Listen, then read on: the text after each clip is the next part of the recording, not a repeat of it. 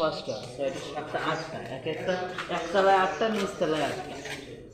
নিচতলায় ওই সিস্টেম করা নেই, কিন্তু নিচতলায় হ্যাঁ ওই নিচতলায় ওইটাই।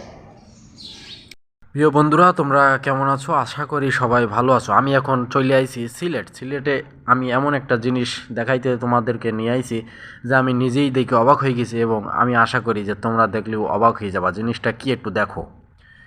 ওই যে দূরে যে বাড়িটা দেখতে পাচ্ছ প্রিয় বন্ধুরা, তোমরা দেখলেই মনে করবা যে বাড়িটা তো আসলেই রাজপ্রাসাদ, এমনিতে দেখতেও রাজপ্রাসাদ।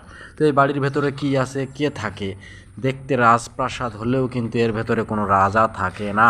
তো প্রিয় দর্শক, আমার কাছে বিষয়টা অবাক লেগেছে, এবং আমি তোমাদেরকে এখন দেখাতে নিয়ে যাবো যে আসলে এই বাড়ির ভেতরে কারা থাকে। চলো আমরা একটু আস্তে আস্তে সিঁড়ি দিয়ে ওপরে উঠি। এই দিক দিয়ে এই যে সিঁড়ি, এই পাশ দিয়ে উঠতে হয়। ওই পাশে একটা সিঁড়ি, এই পাশে একটা সিঁড়ি। বাড়িটা হচ্ছে 3 তলা। আমরা এখন এই প্রথম নিচতলা থেকে 2তলায় উঠলাম।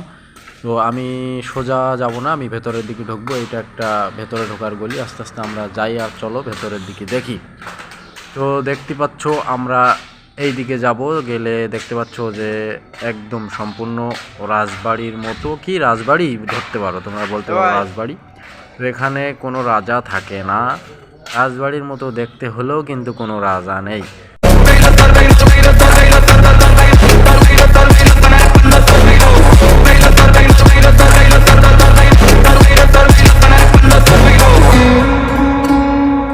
সেলফি উঠাইতেছি আপনারা দেখে। এত সুন্দর একটা রাজবাড়ি, রাজবাড়িতে সব রাজারা থাকে তো তাই দেখতো।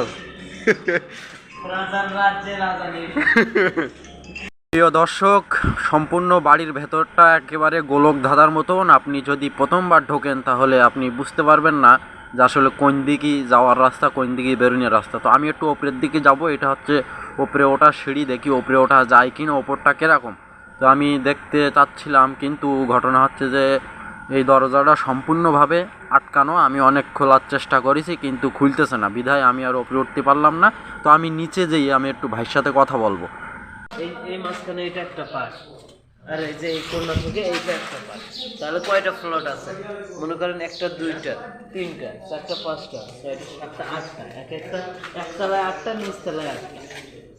নিচতলায় ওই সিস্টেম করা নেই, কিন্তু নিচতলায় হ্যাঁ ওই নিচতলায় ওইটাই। নিচে ওগুলো দোকান না? নিচতলা ওগুলো গুদাম ঘরের মতো। খালি এইটা মনে হয় ফ্লোর একটা। ক্যামেরা আমাদের দিকে ধরছে। প্রিয় দর্শক, আমরা যে ভাইয়ের সাথে কথা বললাম উনি এখানে ভাড়া থাকে। তো এখানে আপনি দূরের থেকে দেখলে হয়তো ভাববেন যে এখানে হয়তো অনেক বড় মাপের মানুষেরা থাকে, কিন্তু না, এখানে কিন্তু একেবারে নিম্ন স্তরের মানুষরাই থাকে। বাইরে থেকে কিন্তু রাজপ্রাসাদ দেখা গেলেও এর ভেতরে কিন্তু সবাই নিম্ন স্তরের মানুষের থাকার ব্যবস্থা কিন্তু এর ভেতরে বাড়ির মালিক করে দিয়েছে। আমি ওই ভাইয়ের সাথে কথা বলে আরও জানতে পারলাম যে এখানে যারা থাকেন তারা সবাই নিম্ন স্তরের মানুষ, এবং তারা জোন খেটে খায়। তারা এখানে ভাড়া থাকে ফ্যামিলি নিয়ে।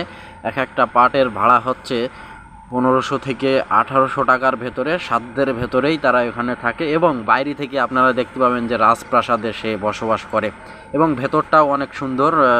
একটা প্লটের ভেতরে 2টা রুম, একটা বাথরুম, একটা গোসলখানা, অনেক সুন্দর। তো আপনিও ইচ্ছা করলে এখানে থাকতে পারবেন মাত্র 1500 টাকার বিনিময়ে। বাইরে থেকে আপনি দেখতে পারবেন যে রাজপ্রাসাদের ভিতরে আপনি আছেন। এগুলো হচ্ছে দোকান রাজপ্রাসাদের ভিতরে, ঠিক আছে? এগুলো দোকান, চাইলে আপনারা ভাড়া নিতে পারেন।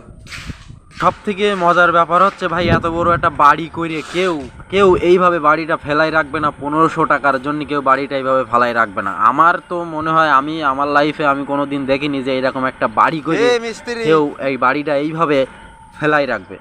তো আপনারা দেখতে পাচ্ছেন বাড়ির সামনের ভিউটা শুধু একটু দেখেন। রাজপ্রাসাদ এখানে থাকতে গেলে কম করে 20 থেকে 25 হাজার টাকা ভাড়া মাসে তো অবশ্যই গোনা লাগবে, কিন্তু না ভাই, এখানে সিলেটে তারা বাড়ির মহাজনেরা থাকে হচ্ছে লন্ডনে। তারা এটা সাধারণ মানুষদের জন্য এই ব্যবস্থাটা তারা করেছেন। তারা এখানে থাকে না, তারা থাকে লন্ডনে। আর আমি একটু সামনের দিকে গিয়ে দেখাবো যে নিচতলায় কী আছে। ওপরের দিকে তো আপনাদেরকে আমি দেখালাম, এবার নিচতলাটা আমি দেখাবো। এই যে এই সাইড দিয়ে হচ্ছে সিঁড়ি ওপরে ওঠার। আর এই যে দোকানপাট, সামনে যে দোকান আছে, ইচ্ছা করলে আপনি দোকানগুলো ভাড়া নিতে পারেন। এই পাশের গেটটা বন্ধ। তো এই পাশে একটা রাস্তা, ওই পাশে একটা রাস্তা। তো ওই রাস্তা দিয়ে আপনি ওই রাস্তা দিয়ে আপনি উঠতে পারবেন 2তলায়। আর এই দিক দিয়েও আপনি ভেতর দিয়েও রাস্তা আছে। সামনে এগুলো দোকান করে রাখছে, যে দোকানগুলো যদি কেউ নেয় আর কি। এই পাশে এই যে দোকানগুলো আছে, এই দোকানগুলো যদি কেউ ভাড়া নিতে চায় তাহলে দোকানগুলো ভাড়া নিতে পারবে।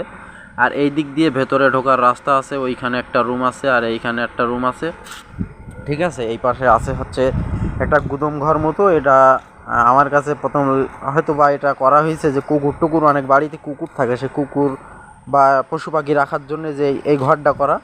এটা দেখতে পাচ্ছেন, এই ঘরটা হচ্ছে একটা পশু পাখি টাকি রাখার জন্য করা, মানে অনেক সুন্দর। বাড়ির সামনে গেটে অনেক কুকুর থাকে বড় বড় বাড়িতে, সেই জন্য কুকুর রাখার জন্য এই ঘরটা আলাদা স্পেশালভাবে করা।